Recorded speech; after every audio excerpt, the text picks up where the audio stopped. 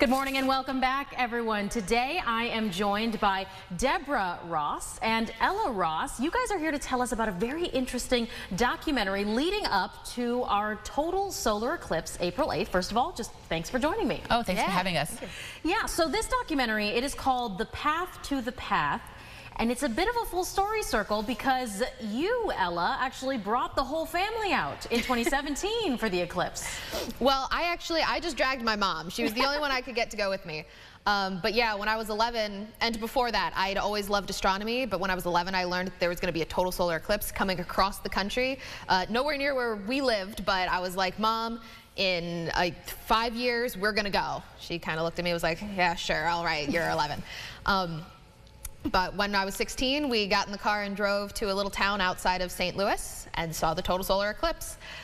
She was a skeptic, but once it was over, she went, oh my God, this is coming to our town. We got to do something. So this is my fault. Yes, it really is. And honestly, a wonderful fault, if you can call it that. Just such a wonderful thing to come out of that. Now, Deb, you said that the documentary kind of started through your work with National. Right. So once I started working with the National Task Force from the American Astronomical Society in 2019.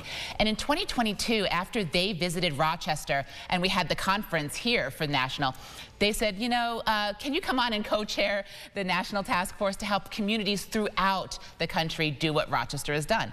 I said yes. And when I got there, I met so many incredible, inspiring people who had been working for years and years for the 2017 eclipse and now the 2024 eclipse, and realized that their story as a community of engaged people, scientists, media people, community leaders, tourism, had not been told. But there won't be another eclipse in the continental U.S. for 21 years. So that story of how these people told the country about the eclipse needed to be told. And fortunately, I had created somebody whose business is to tell those stories. Yeah, Ella, you've been working very hard on this documentary. I imagine it's been a passion project here for you. And, you know, 10 years of tracking for the 2024 solar eclipse. You talked to a lot of experts. What's maybe the most interesting thing that really stuck out to you while you were learning in this process? So this documentary was very much about the people and not the eclipse itself, which was my goal. So everything I learned was about the people and kind of the hearts behind this. The most interesting thing is these people refuse to talk about themselves. These are people that is bringing something so special to so many communities, and I want to hear their stories, and they never wanted to tell me. So I really hope that this has helped thank people that deserved the thank you. Yeah, and it's, again, I can only imagine how hard they've been working and how passionate you get when you talk about something you love.